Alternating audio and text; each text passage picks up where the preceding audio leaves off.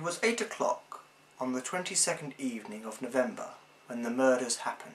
Fred and the gang were heading off to New Orleans to check out an abandoned mine where some strange apparitions had been seen.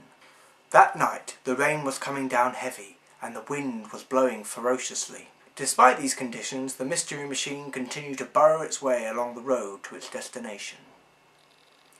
It was coming on to 6 when the events of the evening began. Fred had suggested that they stop for the night and continue the journey in the morning. They came across a hotel which was perched on top of a hill, where they decided to stay. The owner of the hotel was a Mr. Reginald Ascot, a man in his 70s with vivid white hair and an ageing forehead. When the team arrived at the reception, he was asleep on the counter. Fred had to hit the bell to wake him up. Mr. Ascot gave them the keys and wished them a pleasant stay, and they all went up to their room, except for Velma, who went to the bathroom, and that's where the trouble started. The bathroom was in a state of disrepair. There were cracked tiles, a dirty floor, and a cubicle door which was hanging on by one hinge. At the far end of the bathroom there was another door, which led outside.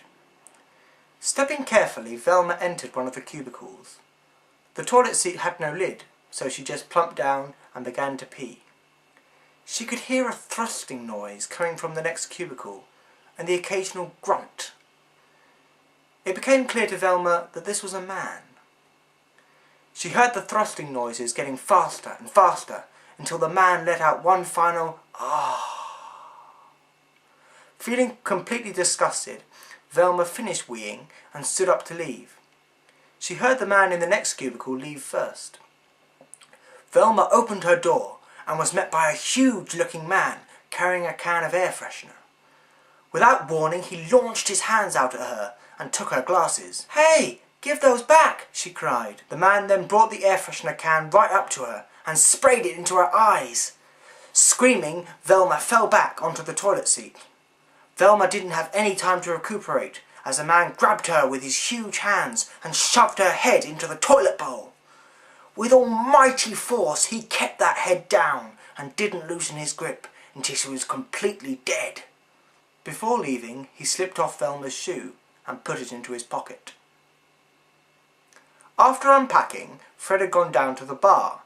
He had planned to meet Daphne there, but she hadn't shown. The bar door opened, and in walked Velma's killer. "Some dumb fucks blocked me in!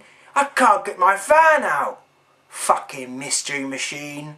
"Oh, sorry mate, that's my van." "Get it moved, you turd! I got work I gotta be seeing to." Alright, alright."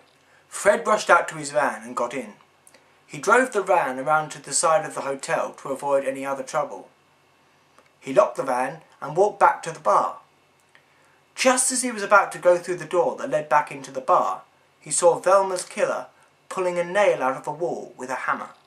"I've moved my van now, mate." The man looked up and slowly walked up to Fred.